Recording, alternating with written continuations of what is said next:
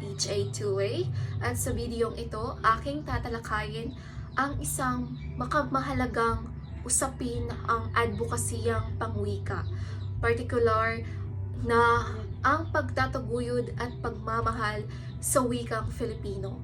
Sa panahon ngayon, ang globalisasyon, modernong teknolohiya at mabilis na pagbabago ng lipunan, madalas nating naririnig ang tanong, may halaga pa ba ang wikang Filipino?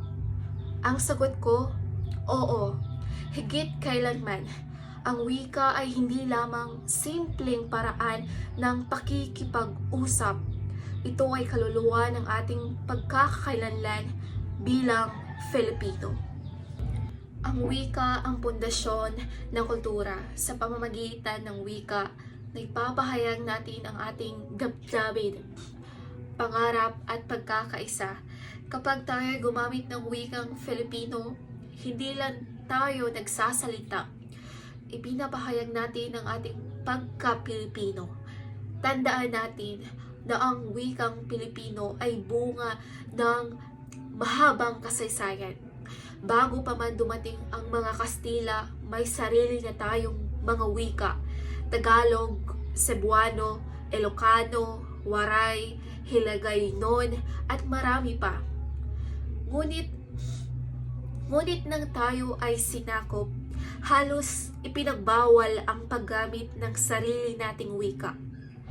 Ang mga banyagang wika tulad ng Kastila at Ingles ay ginamit upang hatiin tayo at pigilan ang ating pagkakaisa. Ngunit ano ang nangyari? Hindi sumuko ang mga Pilipino.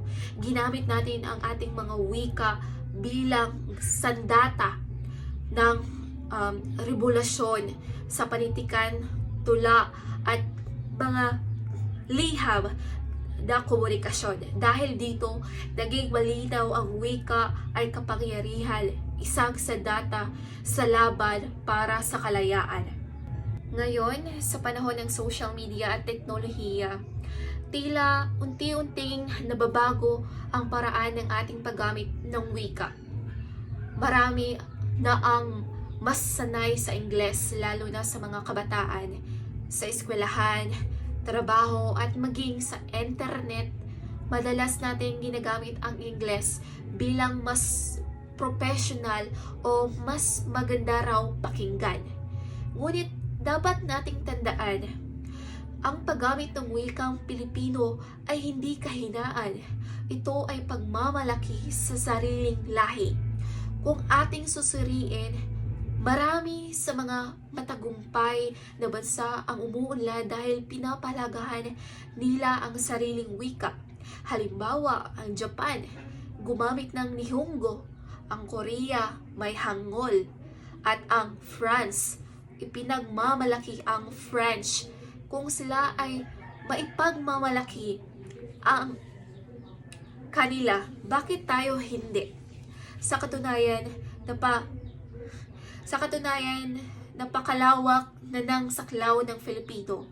Sa internet, may mga content creator, vlogger, at guro, at mga kabataan na gumagamit ng Filipino upang mapahayag ng kaalaman, aliw at inspirasyon. Ito ay patunay na buhay pa rin ang ating wika.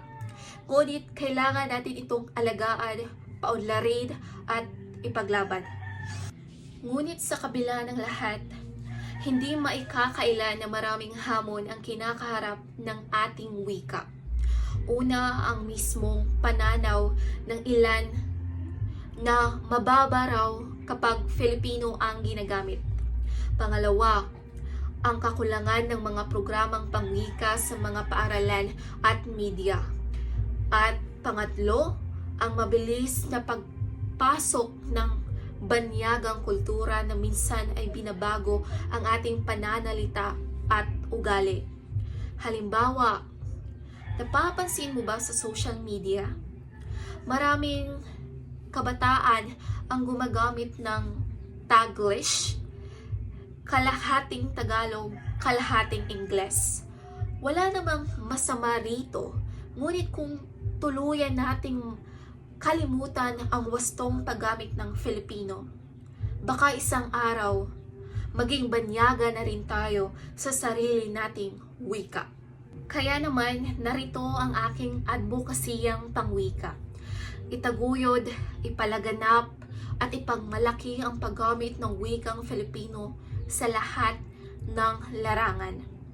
Nais kong hikayatin ang bawat Pilipino na gumamit ng Filipino sa komunikasyon, lalo na sa paaralan at komunidad. Sumulat, bumigkas at lumikha ng mga akdang pampanitikan sa Filipino. Itaguyod ang wika sa social media sa pamamagitan ng mga content na bakabuluhan. At higit sa lahat, turuan ang kabataan na ipagmalaki ang ating wika. Ang wika ay hindi lamang salita. Ito ay diwa ng pagkakaisa. Kung tayo mismo ang unang mangunguna sa paggamit nito, masusundan tayo ng iba.